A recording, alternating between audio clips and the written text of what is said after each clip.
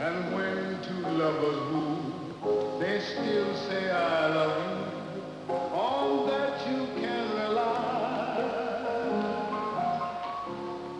No matter what the future brings as time goes by. Sam, I thought I told you never to play.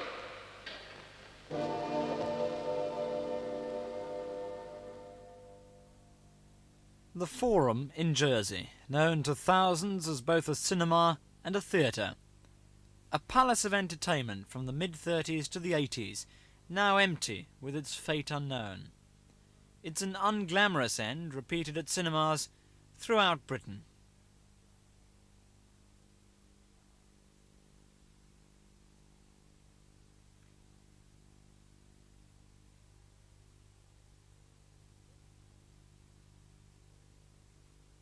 Work started on the Forum in 1934, on this site at La Chasse-Saint-Hélier. Its architect had also designed a Sultan's palace and had a hand in the building of Britain's airships, which gave him dubious qualifications to design a cinema. The Forum was to have simple, bold, Romanesque lines, and it was opened in March of 1935. Inside, the corridors were luxuriously appointed with an air filtration system, and the Forum even had a tea room, the Golden Cafe. People had their wedding receptions here. It was the in-place. The Forum certainly was impressive. 15 miles of wiring, 5,000 adjustable lamps, the largest stage in the Channel Islands, and an obsession by the original directors to pay their personal tribute to Jersey. In the ground floor foyer, they erected the 12 parish shields. And in the 1,500-seat auditorium, there were motifs using the word Caesarea, the Roman name for the island. All in all, it was the last word in luxury. There were even racks under the seats for gentlemen's hats. You see, going to the pictures was all different then. Forthcoming films were published a month in advance in a special booklet. The posh people could sit in the balcony paying from 2.9 to 1.9, and whilst they were waiting for the performance to begin, they could read the letter from the manager's chair. The first manager, the man who was always at your service, was Edward O'Henry, who was also a celebrated organist. Mo Henry, as he was known to his friends, provided the live entertainment every night, rising from beneath the stage. He played the mighty Compton organ.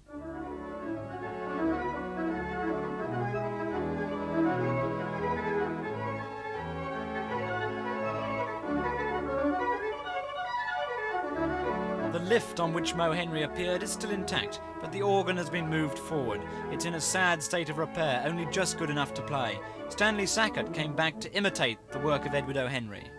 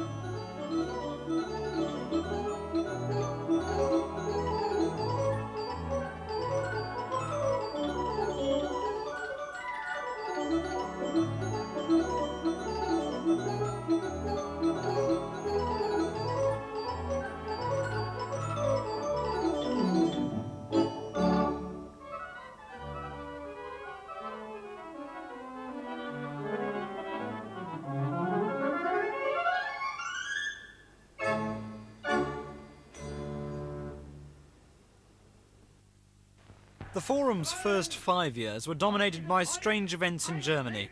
There was a new and worrying face on the silver screen. Und ihr müsst euch in der Jugend dafür stehlen. Ihr müsst lernen, Entbehrungen auf euch zu nehmen. On the day German troops landed to occupy Jersey, the Forum was showing Judy Garland in The Wizard of Oz. Leslie Sinnar from the Evening Post was there. I went to the office. I was at DP then at that time, and we expected the worst. But that day the paper came out early, and we went home. And I said to my wife, "Well, they're coming today. I think we'll go to the pictures." So we went to the Forum, and while we were there, we heard the old diesel engine troop carriers coming over, and there were looks around the audience, as much to say, well, here they are. And when we came out and walked along Clumbury, there were Germans walking along the pavement. During the occupation, the Germans ran the Forum, the Soldatenkino. They screened films like Victory in the West. They used the stage for orchestral concerts and the screen to remind the troops in this lonely outpost that all was well back home.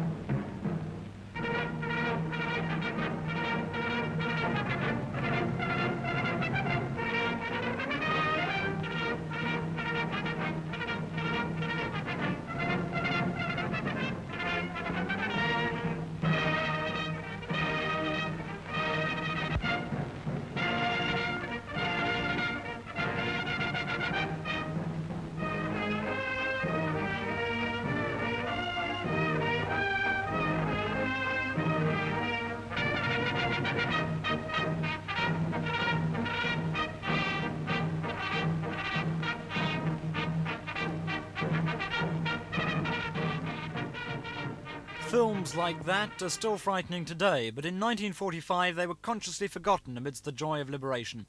Donald Juno presented a show called Happy Release, which is what it was. Backstage, the huge no smoking sign had been duplicated in German, and it remains to this day. In the projection room, the Forum had a new projectionist, Betty Heaven, and the familiar newsreels were back on the screen.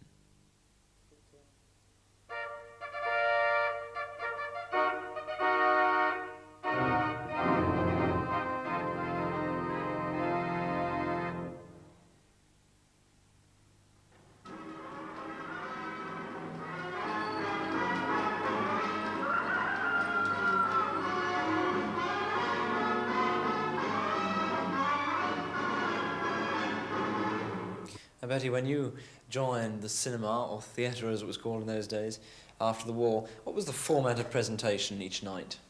Well, we had 3 shows a day, 3 separate shows a day, and they took form of short films, news and trailers, advertising, and an organ interlude sometimes, and a feature. And what kind of following did the news have? Well, it followed the same pattern as film going generally. I mean, everybody went to the cinema in those days, so therefore you had a large audience every night. Now, sitting up here, so high up, you had a chance to see the big audiences for the big films. Which have been the best? Oh gosh, I think Annie Get Your Gun. I don't think the attendance has ever equalled that. I mean, 3 times a day, 1,600 people. That's an awful lot of people. And what about films that you've seen so many times you're fed up of seeing them? I must say, without a shadow of doubt, Sound of Music. It was on and on and on, and the last showing was just dragged out. I was glad to see the end of that one. What about amusing anecdotes? I mean, there must be a lot that happens up here over the years that people sitting down there never even hear about.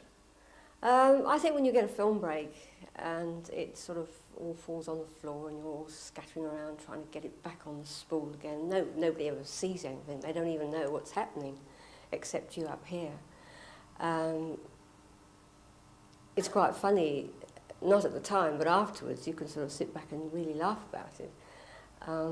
Lots of things sort of happen that people are not aware of.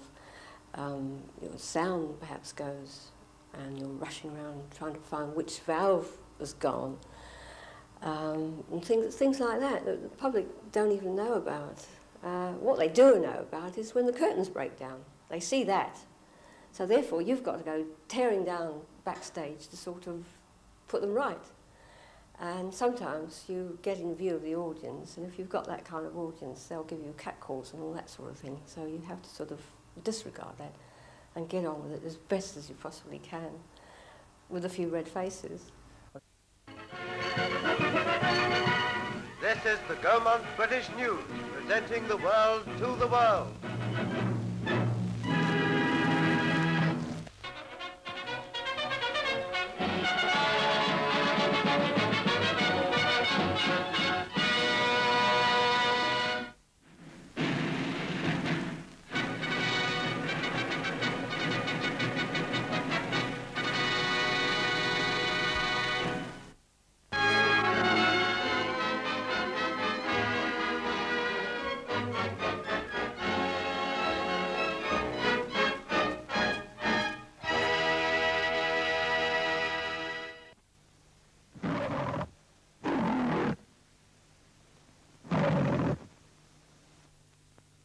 But it wasn't only films, there were also shows at the Forum, most notably the pantomime.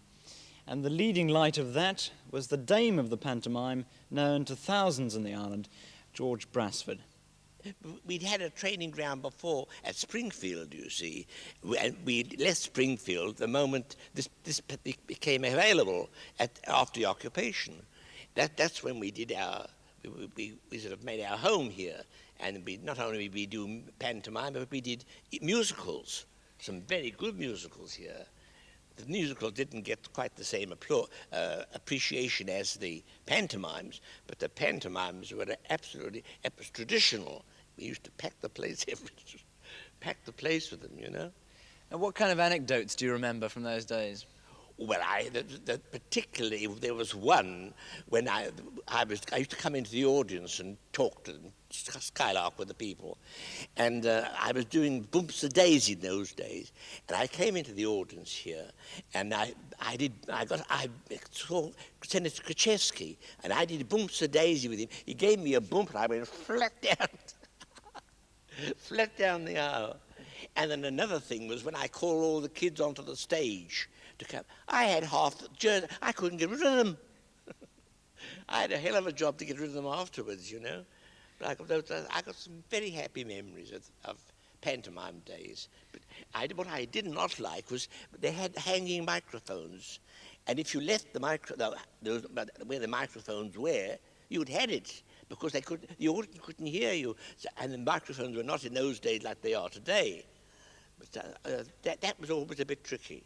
And what kind of stage was it like to work on? Was it a good stage, good theatre? Oh, lovely stage, lovely. My last one, I was doing a roller skating act. I used to come down here and rehearse in the morning and do my roller skating rehearsals. But it was a lovely stage, lovely stage. And the dressing rooms were quite good. We had our dressing room under the stage. There was also some big names at the Forum. Who do you remember in particular? Well, I remember I was introduced to Harold Fielding. He brought shows down here, you see. And Shelton was in one, came down with a company, Roberts and Landau. And another time, I don't know whether it was he, but Andrews, Dick Andrews, he came down and brought Julie with them. And she sang here, but she was put to bed. And the parents came out to me because there was an election on that night, and they came out to me and she was put to bed. And I also met Gracie Fields came here, and I met Harold Fielding, you see. And it was through then I got to know so many of these theatrical people, because Mr. and Mrs. Barton and Mo Henry introduced me to them, and so I got to know quite a lot of these people here. Now, how popular was the work of Edward O. Henry at the organ? Oh, very good. Yes, he used to play in the interval. Do you remember? Oh, I remember that very well. Used before your time, I expect.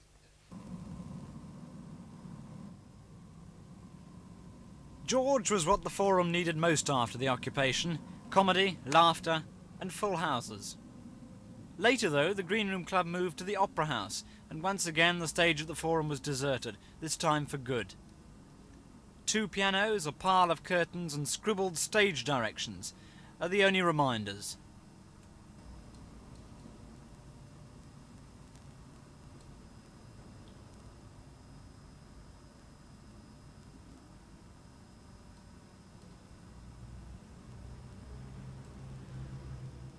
In 1973, the Forum was taken over by the Rank organisation. It was now a cinema in a big way. A large screen was installed, but it was the beginning of the end. When they take 60 gallons of fuel oil a day to heat, buildings like this are uneconomical. Rank set the closing date as the 17th of January 1981. Even the last night was something of a failure, not because the staff didn't try, but because that Saturday night was like any other, the kind of poor attendance which is forcing so many cinemas to close. Sadly too, most of the picture-goers were too young to remember the films of 20 years ago, let alone the year the Forum opened.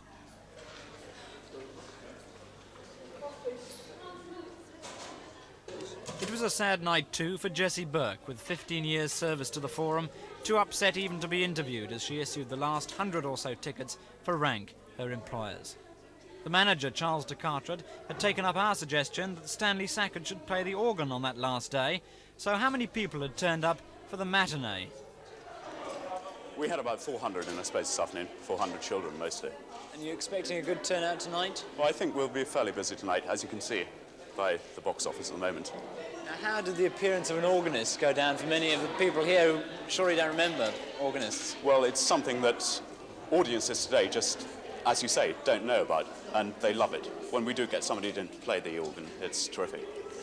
Tell me, are you sad about tonight? I think it's a sad time for everybody in Jersey that have had anything to do with the Forum. You know, it's part of the entertainment business that is going out of the island.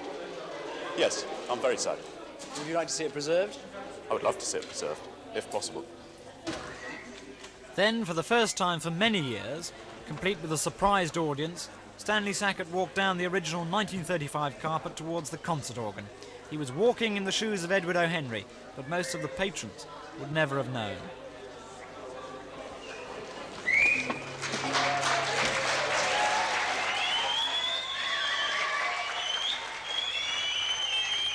The music was Liberty Bell, and the last night was underway.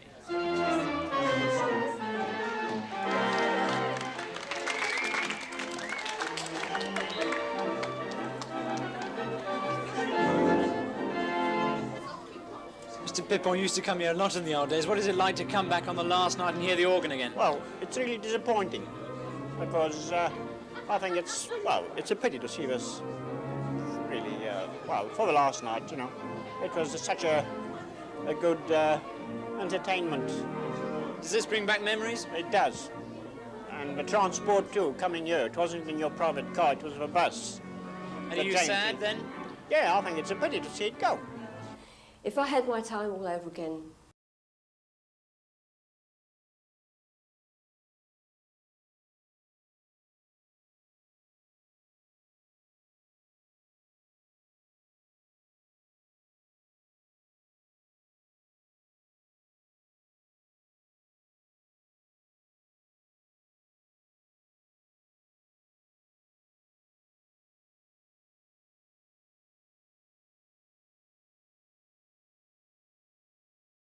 I hope it'll be put to good use because it's a beautiful building.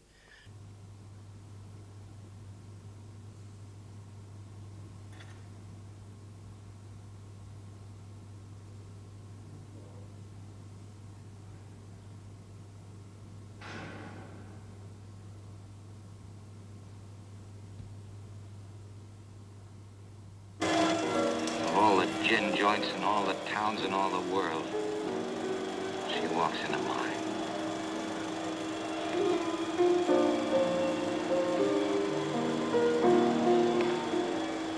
How's that you playing? Oh, just a little something of my own. Well, stop it. You know what I want to hear. No, don't. Played it for her, you play it for me. Well, I don't think I can remember. If she can stand it, I can. Play it. You must remember this. A kiss is just a kiss. A sigh is just a sigh. The multiply as time goes by.